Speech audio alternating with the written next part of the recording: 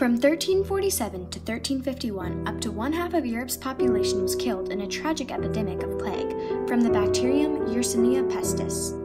The plague also led to triumph, as new architecture, new medicine methods, better financial status, and new job opportunities for the remaining survivors. The main causes for the spreading of plague was the lack of medical knowledge and hygiene. One sunny day, a ship arrived along the coast of Western Europe. When the ship arrived, almost all the workers on the ship were dead, infected with a strange disease.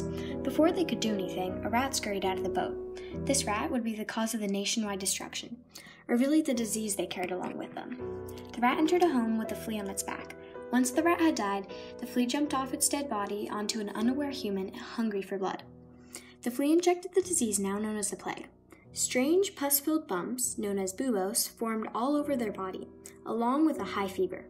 The bumps soon grew to be the size of a golf ball and became very painful. This was the most common form of plague, known as bubonic plague. The person started to cough up blood, and it was getting harder to breathe. The bacteria now affected the respiratory system. This was an advanced stage of bubonic named pneumonic, a much more dangerous plague.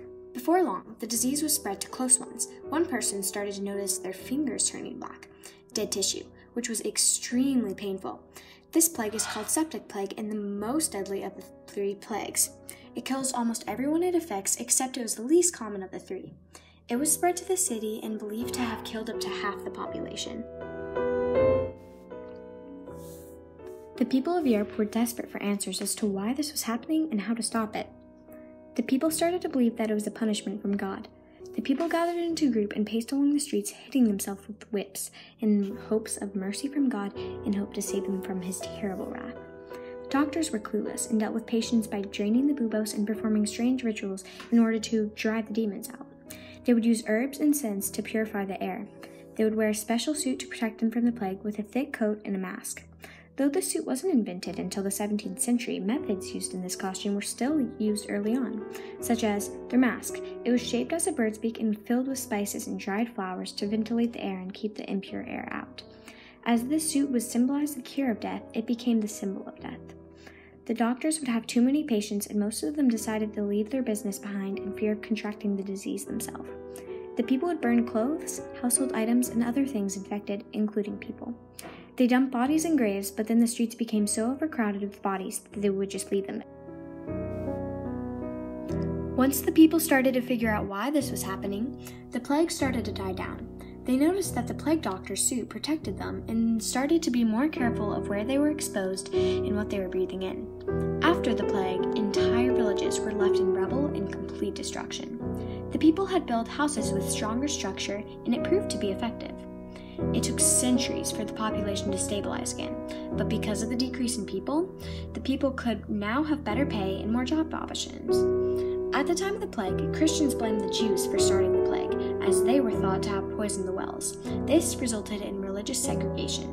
They were able to learn from their mistakes, and never again was there an outbreak as big as the Black Death.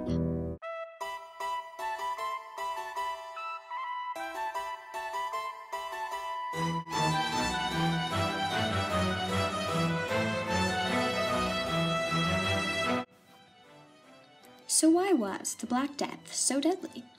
First of all, their lack of hygiene. When someone encountered an infected person, many times they would get infected as well. This was because they did not understand how easily this plague was spread and didn't take all the safety precautions needed. Their lack of knowledge. They never knew how these kinds of diseases were transmitted. Up to this point in time, everybody thought that the bad spirits or ghosts were the cause of all sicknesses. The doctors were no help either, as many doctors would use methods of blood draining, putting leeches on infected areas, and many more treatments that were actually quite the opposite. Doctors were getting paid for doing a bad job, and many of them weren't even trained at all. There's no natural cure for the plague, so no matter what they could have done, they couldn't have cured it. The best they could have done is prevented it.